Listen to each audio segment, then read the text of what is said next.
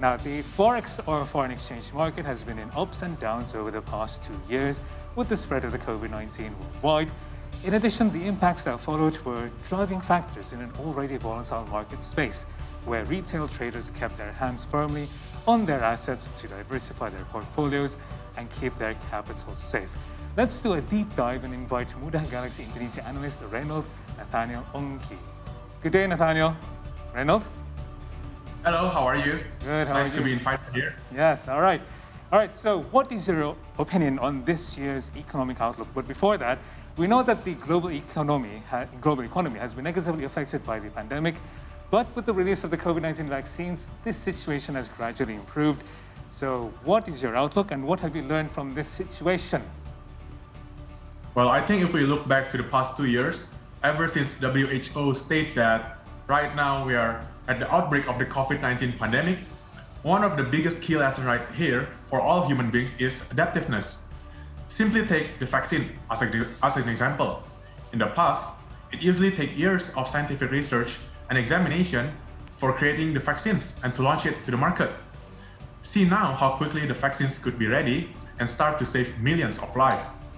Under this very serious situation, where our entire human race is in danger, I believe it pushed the limit of our technology to the new era. I saw that so many businesses around the world quickly adapt and fight for their survival. Or we could actually say they are being forced to transform, otherwise they cannot survive the pandemic itself. We could see now that the boundary area in this becoming less and less important by using technology. Companies are currently working remotely. Staff are actually working from home and they're communicating with one another without actually physically meeting one another. They use technology, including our interview right now. This has become the new normal. And I think this indicates and shows that plenty of business out there has adapted to the COVID-19 situation. And this also proves that the current global economy has started to recover from the COVID pandemic itself. All right. So let's now talk about Forex. Could you elaborate a simple explanation of what Forex is, Reynold? Sure. So I think the most simple way, Forex, as you have mentioned, is foreign exchange. In more simple way, it is the currency exchange rate value between two countries or more. Yeah. For example, let's say I'm in Indonesia right now, and I'm going to the United States for holiday. Yeah. That means I have to trade my Indonesian rupiah to US dollars to actually able to spend my money there. In a higher form, we could say that right now, $1 equals to 14,000 Indonesian rupiah. This means if I'm very confident in the US dollars with their economic recovery, we could conclude, let's say it would rise to 1 to 15,000. Meaning if I buy it now at 14,000 and later when the price changed into 15,000, I could sell back my US dollars and buy back the Indonesian rupiah. In that way, I would get profit for 1,000 rupiah for every US dollars that I have. I think that is the simple explanation of what Forex is. Okay.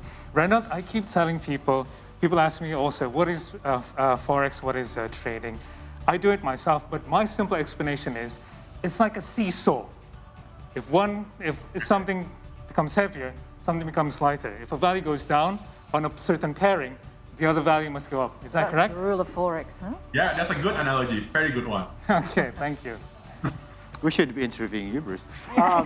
So Reynold, over the past year, people have chosen to undertake tradings in Forex and commodity for their passive income. It seems like it's passive income, but I guess a lot of active trading, right? Why do they choose these tradings? Oh, that is a very good question. So first of all, the market in trading Forex and commodity itself has a daily turnover of more than 6.6 trillion. This means this is the biggest market in the world, bigger than the stock market and even bigger than the bond market itself. This shows that currently this market has the highest liquidity in the world. Investors do not need to worry about the execution of the order. Secondly, the market itself also operates on a 24-hour trading system from Monday to Friday. Investors could also take chance not only on the market uptrend, they could take advantage as well of both the bullish in the bearish momentum in the market so that they could potentially gain profit on either way. And what is even better is that about the level of transparency that the Forex and commodity market has. It has the highest level of transparency, which means no single player could actually manipulate the market. And I think based on this reason is why over the past years, people have chosen to trade in this industry. Okay. Now, Reynold, you said that the market is 24 hours between Monday to Friday, but of course, as we all know, there is a 1 hour period between the closing of the US session and the opening of the market session. For us in Indonesia, I believe it's around 5 a.m. to 6 a.m., right? That's when everybody goes to sleep, shuts down, tries to reconsider. That's a really good point. That's a really good point. All right. So our next question is, let's hope that we know that Forex is a high risk, high return. How do we manage the major risk on Forex? Now, I myself, as a trader, people keep telling me, always prioritize money management. Whenever you trade, do not place too much of a big lot order. So what for you is the correct ratio of lot to your equity? Not balance or equity. There you go. That's a very specific question. Yeah. That's a very good question. I like that. So I think when people say Forex is a high risk and high return, people always implicate on the high risk. And this is actually a very good thing to do because people, investors, is cautious. They understand the risk on trading in Forex industry itself. And how do we manage that is, as you have said before, we have to make a money management, the correct position and balance between our money and the position that is being opened. And there are actually plenty of books that could discuss and teach people on how to do this. But more importantly, aside from the strategy, the technical side, the fundamental side, what investors should really master is about the emotional. Whenever we trade, emotional is always at play. It plays with our mind. And this might actually sway us away from the current strategy that we have. We might have this management and that, and maybe our strategy is very accurate. But once the emotion take control of our mind, if we cannot control that first, we might get swayed away from our strategy and has higher risk in the trading itself. And I think that is one of the key points in how to actually start trading. Okay. Interesting. So put away your emotion and stick to the strategy. Exactly. Reynold, sorry to interrupt, but when you talk about emotions, I believe that there's the golden rule that I apply myself, which is I share this also with people. Do not be overly concerned with what you did not gain, but rather focus on what you did not lose. Is that correct, Reynold? Interesting. That is very correct. I think this applies to even on the business side. When you did not gain anything, make sure you do not lose that much either. Oh, okay. So I got to learn a lot today. All right, go ahead. All right. Now, speaking of dollar inflation, Reynold, how has it impacted the economy, especially Forex and gold? Yeah, if we speak about the dollar inflation, US dollars especially, right now from the recent data, we know that the inflation is at 7%. And this is actually the highest inflation rate in the past 25 years, and even more than that. And if we actually saw the bank centrals has made prediction that by the end of 2022, their prediction is that inflation rate would be around 2.6%.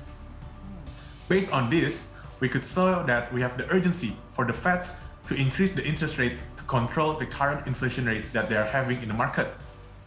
We know that from this data, they would tighten their monetary policy and would make a strengthening in the US dollar itself, meaning that other Forex pair, other country who does not tighten their monetary policy or increase their interest rate would be weakened against the US dollars. And I think from the economic perspective, we could take a look example from Japan, for example. Right now, Japan has an inflation rate at 0.8%, but their target itself is actually 2%. This means the Bank of Japan might actually maintain their current interest rate or even decrease that, which is currently sitting at negative 0.1%. Therefore, we could say that actually the Japanese yen might still be weakened in terms of value, especially against the US dollar itself. Okay, let's summarize, Reynold. So if I have 10 million Indonesian rupiah, what do I do with it? Of course, you can have a disclaimer here that this is not, we are taking our own risk. Go ahead. Well, that depends. 10 million, you have to do the money management first, and you have to understand how to trade first before you actually put all your money. You have to understand the risk instead of just listening to me right now. You actually know what are the risks you would be facing when you do the investment that you would like to do. Okay. So it's better to do it like, if for example, if you have like 50 million rupiah, is it better to put everything at first, or is it better to just do it, little by little, maybe 10 million first, and the next you see how it goes, and then you put more? No, actually, we need the money management. Don't go all in on the first one. We have to wait until we know the market outcome, until the action plan from the Feds or even the Bank of Japan has been taken. Because right now, it is still prediction on what the market expect them to do.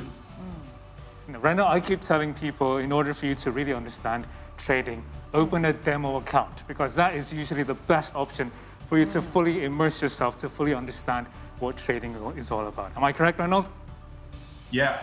Well, you could always try a demo account first before you actually enter into your real money account, so you could actually know how the trading system works, how the market works, and actually what time is the best to do the trading itself. Okay. All right, Reynold, my next question is very much dear to me because this is where I usually trade. XAU USD, you know that? Gold. All right. Yeah, of course. I think it's the global commodity, right? Right, it is. So what about gold? Will it reach, what's your prediction for this year? I mean, earlier, at the end of last year, Jerome Powell said that the US Federal Reserve will be more hawkish, which means good news for the US dollar, right? But if you notice these past few days, there has been a 200 or 300 pip, $30 movement in the price of gold between 1810, which is 1810 to 1840.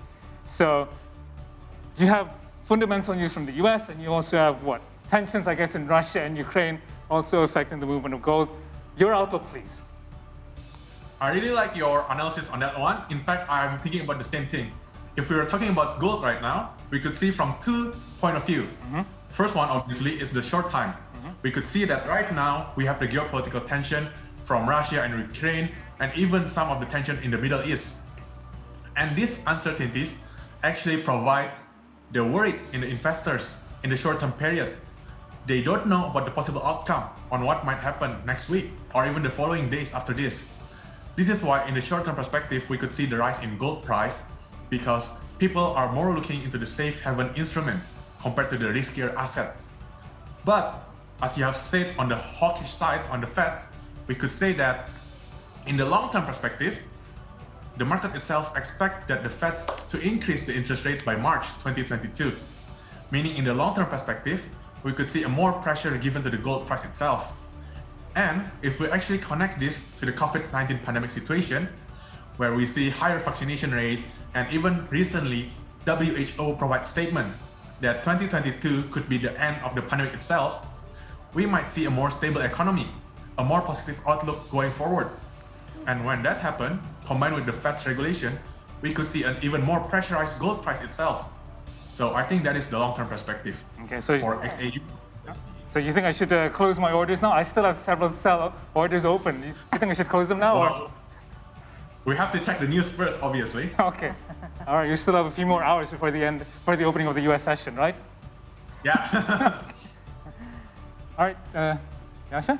Yeah, so what type of business will have good prospects and opportunities in 2022 for small-scale business and large-scale ventures? Oh, that's interesting.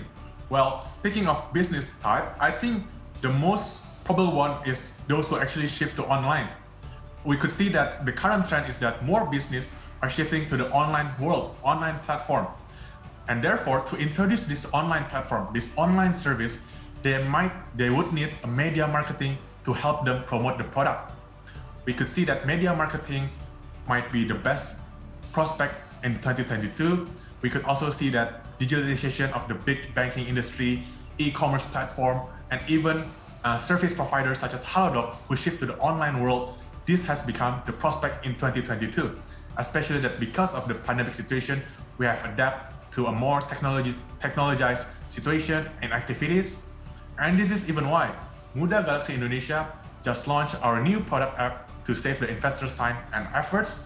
Using our online application, we could help the investors to actually manage their own time and efforts, reduce that so that they could actually just set instruction and settings in Muda. And later, Muda will do the rest for them by helping them in their investment strategies and investment risk itself. All right, Muda makes it easy, right? So thank you, Reynold, Yeah, Nathaniel, thank you, Ongky. really. Thank you for the chat, and Bruce after this will give me some tutorials for Yeah. me and Alia here. He's the expert here. Thank you, Yes. Reynold. Thank you, Thank you Reynold. for your definitely. time. Thank you so much for the time. Thank you for the evening. Thank you. You're welcome. It's all pleasure. All right, Bruce is so passionate about it. Yeah, he's doing it every day. You know what? What are you talking about? He's when- doing when- it every single second. I know when we have connection trouble, maybe we should just interview Bruce. Bruce goes to another section of the room and just like, hey, Bruce, and Bruce pretend that he's somewhere else. I agree. So basically, in a nutshell, for those of you still not familiar with Forex and trading, it's like a seesaw again. So you're placing a prediction, not a bet. I really do not like the word bet or gamble. A calculated risk on which of those side of the seesaw